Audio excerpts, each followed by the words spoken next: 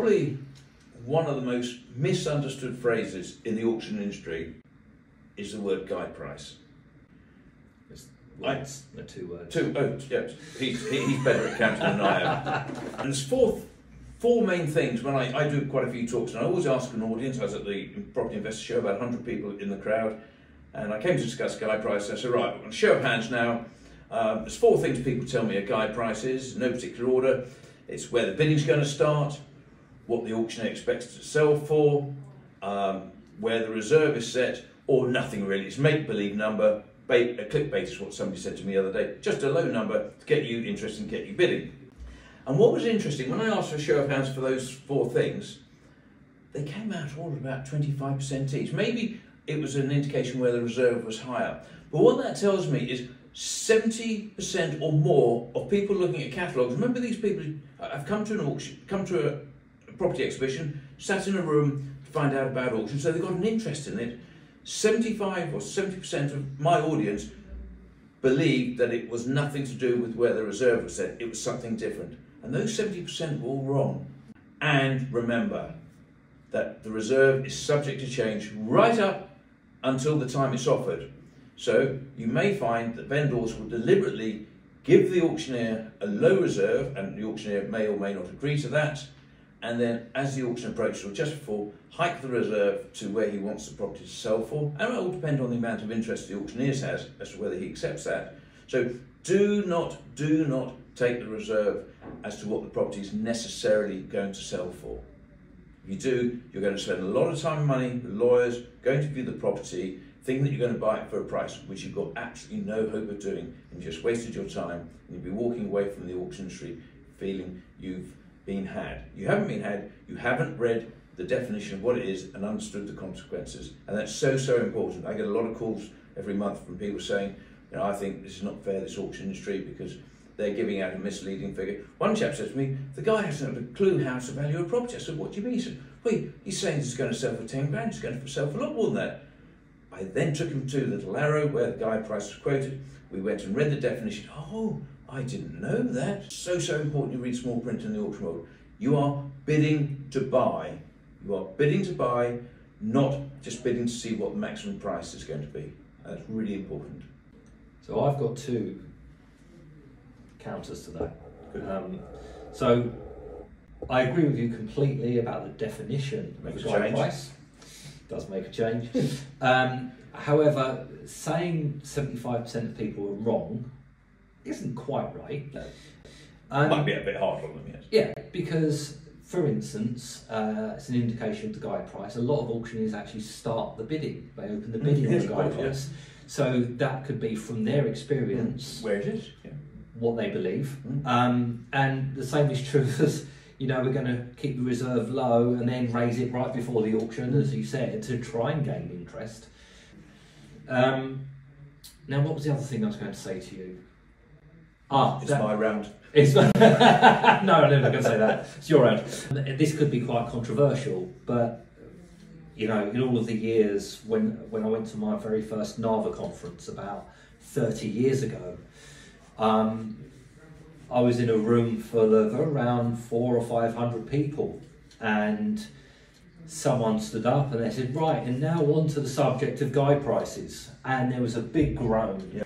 By everyone in the room. Oh, not again, here we go. And the same old arguments, and I subsequent conferences I went to, it was the same. Everyone was groaning about guide prices and what they mean, and how people get the wrong idea, as you've described. For me, I have this kind of romantic notion that why not just do away with the guide price? Oh, music to my ears. Why not just say, I was going to say this. This is the reserve price. This is the minimum price that the seller is willing to accept, and let the bidding war commence. If you take away that mystique of the guide price, you're hiding the reserve. Take away the guide price. There's no guesswork. Everyone knows what they're working to. Everyone knows that there is a reserve price. That is what it's going to sell for. It's going to simplify it from top all the way to the bottom. We are going to sell at 100,000. Let's open the bidding. You could even still open the bidding at 90 if you wanted, just to get people warmed up. Yeah. But let everybody know that I will sell at 100. What's the worst that could happen? Yeah. Everyone's going to stop at 99? I don't think so. I mean, certainly from our experience, certainly with the online bidding side of things, a lot of auctioneers will suddenly put that message up that says the reserve has now been met. Everybody knows they're bidding for real. And they know that they're bidding for real. And what happens? The bidding goes up again. Yeah. People start firing off. So they're not put off by it at all. And I think it would be brilliant for auctions. I think it'd be great for the open market to just say this is the minimum selling price. And you do that across the board. You just take a whole chunk of complexity, cloak and daggers, all of that just goes away. The other 75% of the viewers or of the auction attendees who are thinking of bidding would understand what it means. Maybe it's time for me to publish my paper I wrote, Has the Guide Price Passed its Sell-by Date?